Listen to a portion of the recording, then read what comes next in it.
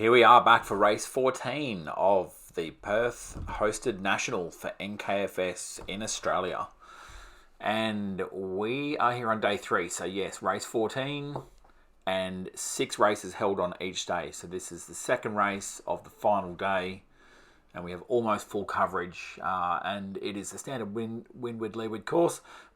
2 laps with a port rounding at the top, split at the bottom, slalom finish around the pin, and down behind the start boat for the finish through the finish line.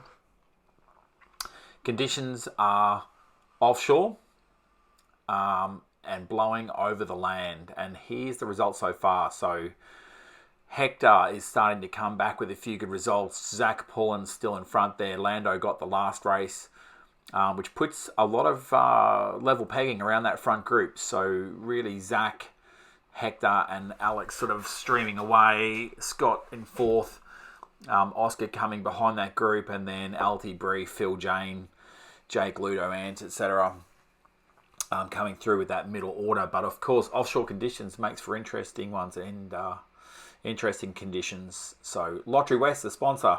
WA Government, Dodo Industries, Gin Kiteboarding, Flymax, Aspire, Innate Brewing, Kiteboarding Western Australia, and of course this is part of the Australian National Kitefoil Series, the final stop of the 21 series. Here's a message from our sponsors, Gin Kiteboarding.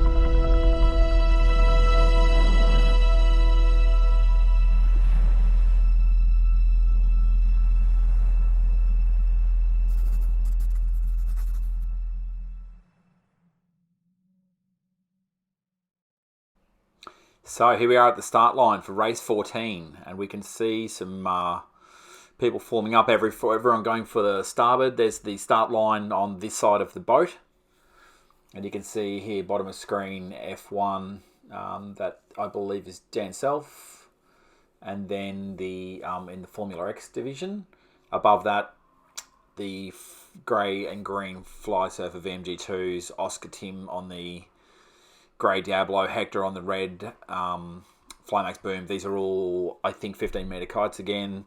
To the right of bottom screen there, with the Fs, is the F1 Diablo V4 of Jake Tim. Middle of the fleet there, Ant Pillinger on the dark blue Gin Instinct. Boris with the red helmet on the dark blue Gin Instinct. Ludo on the light blue Ozone. Dr. Phil next to him on the other one. Alty at the front there on the black and white Ozone R1. And I should mention, right up the top of screen there is a Fly Surfer VMG going the other way. That's probably Alex Landauer. Tends to do some interesting things on the course. And here we go through the middle. So we've got the same customers at the front again. Zach at the bottom of the screen. I think that's Scott right next to him. It is, yep. And then they look on the same ladder rung. Oscar Tim a bit off the pace on that F1 Diablo 5. That might be a little bit slower than the rest of these. But he's just taken a bit of a body check there too. So that front line, you can see there's a really clear gap. Alty is smidge behind as well. But certainly that front 4, you can see how little there is in that Hector. And I believe someone's taken a hit. That Scott has had a crash but managed to keep his feet in. I don't know how he does that. So I would have to assume either Bree has gone to the right of course, or one of these riders is Bree. It must be Bree. Yeah, that'll be Bree off to the right, slightly behind the pace of the front men, which means that's Lando there next to Hector. So it looks like Zach Pullen to me from this angle. The top mark obviously to our left of this picture we're looking at. Maybe even Scott Whitehead. Let's see when they hit this ley line. And of course the wind offshore is very fluky here, which is why I wasn't trying my hand at these conditions. Scott might have just got that. He's potentially just snuck in front. So that's a good upwind leg from Scott Whitehead. And he goes around in first place. So there you go. First round the pin. Well done, Scott Whitehead. Zach Pullen. Although Scott has had to go wide there. And Zach may already have gone through in front. So good little battle from these two. Trying to get those VMG2s downwind in these fluky conditions. I don't envy that job. That would be difficult. Two jibes here right on each other's hammer. These guys, precision jibing, that scares the hell out of me as well. But, you know, when they're this good, beautiful work. And there you can see Alex Landau and Hector was fourth around the pin. But watch out for that man downwind. He is a rocket. So these guys hammer down. You can see in that heavily crouched position there, looking to eke every knot of speed out of these things downwind. There's Jane stuck in the water from that previous race. Looks like that kite's coming back out. And there we have Zach and Scott. Nothing in it. Very, very... And jibes again. And will Scott chuck his kite in front here? Ooh, that's close. Oh, no, and he hits it. That's how close these guys are. There you go. You wonder how they never hit, and there you go. You saw it. And Zach turned a little wingtip there. So you wonder if this is going to slow them up. They get to the gates here.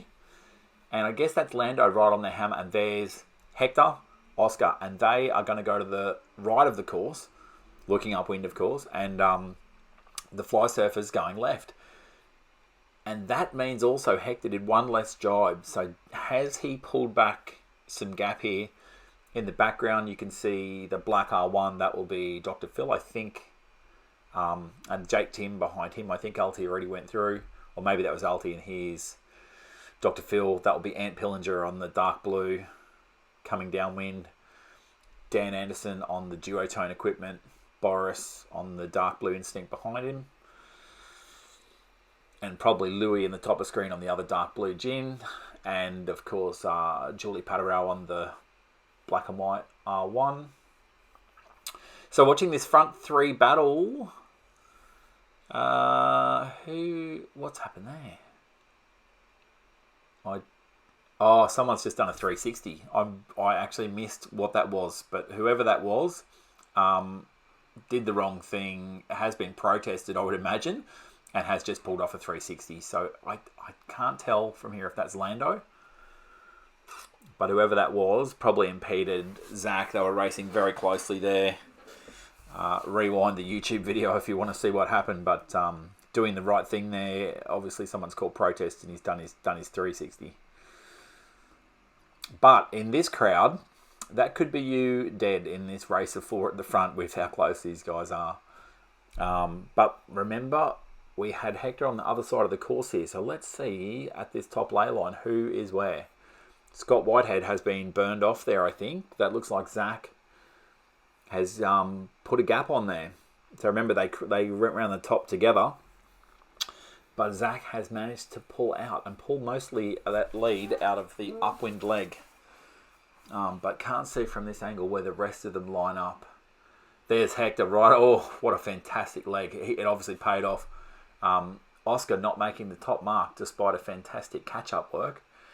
And he's been having a cut through. Lando has caught up a bit. And Zach Pullen has gone down and left the door open. This is the last downwind leg. Zach has crashed. And his kite's in the drink as well. Now we've got a race. Hector and Lando neck and neck. And heading down, who will get the bullet out of these two? Hector has gone further to the left, of course. Look, and you can see there's a bit more wind there. You can see that dark patch where Hector is. I think he's in wind, and you can see he's pushing that angle deeper. He's on a completely different trajectory. He's got a huge lift there. And this will be interesting. Oh, Lando's lost miles. Yep, just unlucky wind decision there, which is unlike Lando.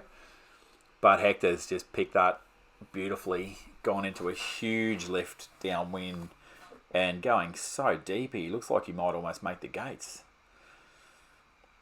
So Hector, I think, in that beautiful move around the top there, bit of luck was that going out, and yeah, Hector's got this. He just makes his job on the lay line. Unfortunately, the drone footage cuts off here, and that's going to be the end. But Hector takes that win. Lando in second. I think Zach and Scott come through third and fourth. And Oscar's right on the hammer. Good race from him there too. And that's it for this one. Here's a message from our sponsors to close it out.